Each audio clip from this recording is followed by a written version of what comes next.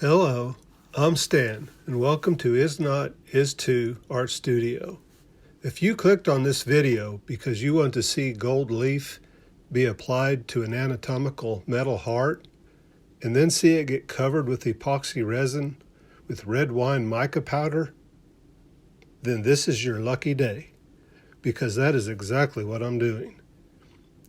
If you're interested in seeing how I made this heart, I'll have a link at the end of this video that'll take you to that video and a couple more. And while we're on the subject, may I suggest that you subscribe to my channel? It's free. So, just in case you don't know what gilding is, it's basically a process of applying a thin layer of typically a precious metal over the top of something of much lesser value, like wood, plaster, steel, etc. And there are a lot of ways of doing it, of which I know nothing about.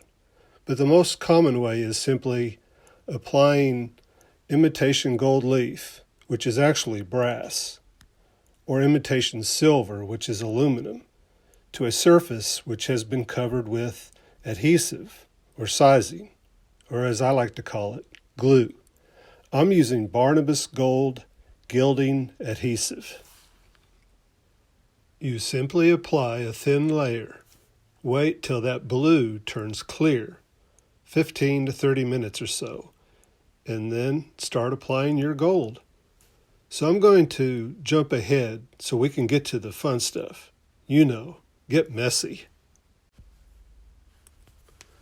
Okay, it's been a little over half an hour. I say let's do this. This may be a good time to tell you, I've never done this before. Now, I did do a sample piece with the resin and the mica powder, the whole 9 yards, and it came out pretty good. But I'm still a little apprehensive about how to go about this. Now, no lives are at stake here, so let's throw caution to the wind and just do it.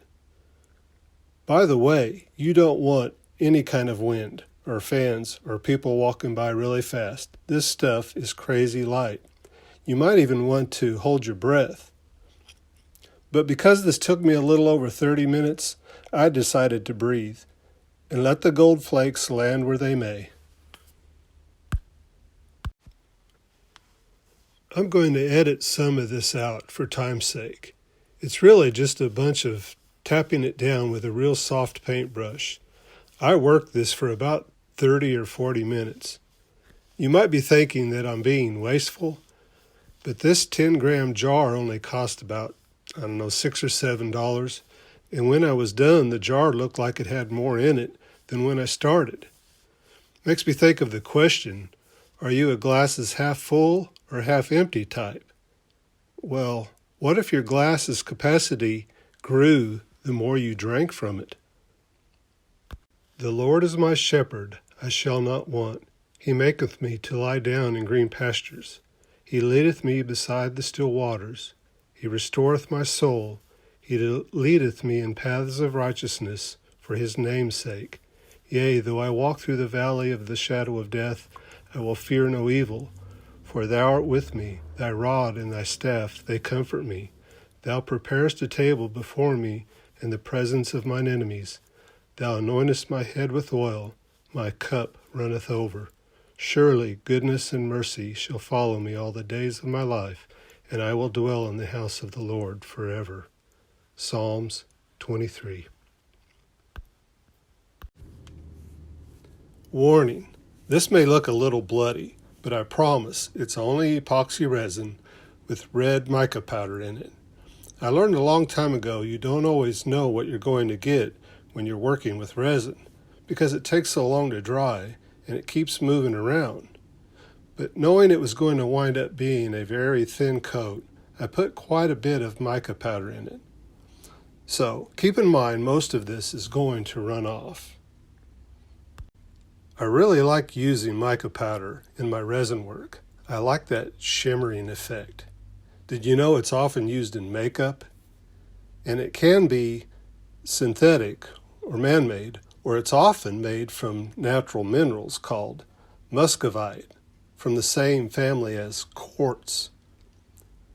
I know what you're thinking. I didn't watch this video for a geology lesson, but that's the deal with my channel, Is Not Is 2 Art Studio. That is free to subscribe to. But sometimes you may get 25 or 50 cents worth of information, so you could say it's a profit deal. Stick around just a few more seconds and see some pictures of the finished project. And thanks for watching. Come back and see what I come up with next.